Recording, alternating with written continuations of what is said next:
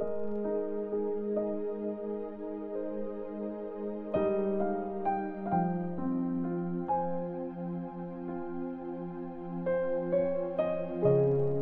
chapter 14. Si Jesus ang daan papunta sa Ama.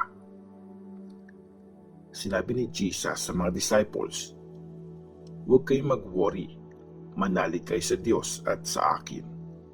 Maraming kwarto sa bahay ng tatay ko. Mauuna ako doon para i-ready ang lugar nyo. Di ko to sasabihin kung hindi totoo. Pag na-ready ko na ito, babalik ako para isama ko kayo. Tapos, magkasama na tayo sa lugar kung nasaan ako. Alam nyo ang daan kung saan ako pupunta." Sinabi ni Thomas sa kanya, "Lord, di po namin alam kung saan kayo pupunta. Paano namin malalaman ang daan papunta doon?" Sinagot siya ni Jesus, "Ako ang daan, ang katotohanan at ang buhay. Walang makakapunta sa Ama kung hindi dadaan sa akin. Ngayong kilala nyo na ako, makikilala nyo na rin ang tatay ko. Simula ngayon, kilala nyo na siya at nakita nyo na siya." Sinabi ni Philip, "Lord, ipakita nyo po sa amin ang Ama. Yun lang po ang kailangan namin." Sinabi ni Jesus sa kanya, "Ang tagal nyo na akong kasama, Philip, pero di mo pa rin ako kilala. Kung nakita mo ako, nakita mo na rin ang Ama. Bakit mo sinasabing ipakita nyo sa amin ang Ama? Di ka ba naniniwala na nasa Ama ako at nasa akin ang Ama? Hindi galing sa akin ang mga sinabi ko sa inyo. Ang Ama na nasa akin ang gumagawa ng trabaho niya. Maniwala kayo sa sinasabi ko na nasa Ama ako at nasa akin ang Ama. Kung hindi, maniwala kayo sa akin dahil sa mga ginagawa ko. Tandaan nyo, kung naniniwala kayo sa akin, magagawa nyo rin ang mga ginagawa ko.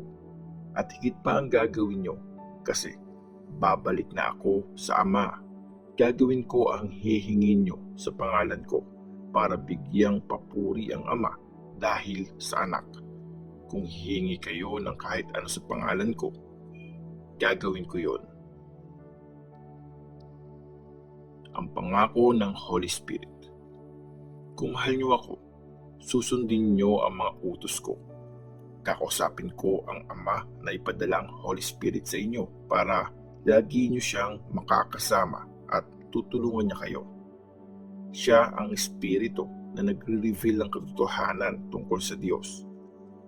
Hindi matatanggap ng mundo ang Holy Spirit kasi hindi siya nakikita o nakikilala ng mga tao.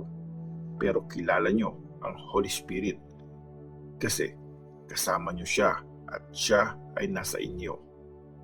Pag alis ko, hindi kayo mauulila. Babalik ako sa inyo. Sandali na lang at di na ako makikita ng mundo. Pero makikita niyo ako. Mabubuhay din kayo kasi buhay ako. Sa araw na yon, malalaman niyong nasa Ama ako. Nasa akin kayo at nasa inyo ako. Kung mahal niyo ako, tatanggapin at susundin niyo ang mga utos ko. Mamahalin ng tatay ko ang nagmamahal sa akin. Mamahalin ko rin sila at magpapakilala ako sa kanila. Sinabi naman ni Judas, hindi si Judas Iscariot, "Paano yun, Lord? Ipapakilala mo ang sarili mo sa amin pero hindi sa mundo?" Sinagot siya ni Jesus, "Susunod sa mga teachings ko ang mga nagmamahal sa akin. Mamahalin sila ng tatay ko. Tapos, pupunta kami ng tatay ko sa kanila at mamumuhay kami kasama nila. Pero yung mga hindi nagmamahal sa akin, hindi sila sumusunod sa mga teachings ko. Hindi galing sa akin ang mga narinig yung teachings, pero galing ang mga ito sa Ama na nagpadala sa akin. Sinasabi ko to habang kasama niyo pa ako. Dadating ang Holy Spirit para tulungan kayo. Ipapadala siya ng Ama sa pangalan ko. Ituturo at ipapaalala niya sa inyo ang lahat ng mga sinabi ko. Kapayapaan ang iniiwan ko sa inyo. Kapayapaan ko ang binibigay ko sa inyo. Hindi ito gaya ng binibigay ng mundo. So, huwag kayong matakot o mag-worry. Narinig nyo nung sinabi kong aalis ako pero babalik ako sa inyo.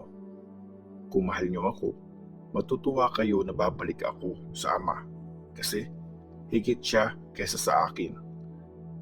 Sinabi ko to sa inyo ngayon bago pa mangyari ang lahat para maniwala kayo pag nangyari na to.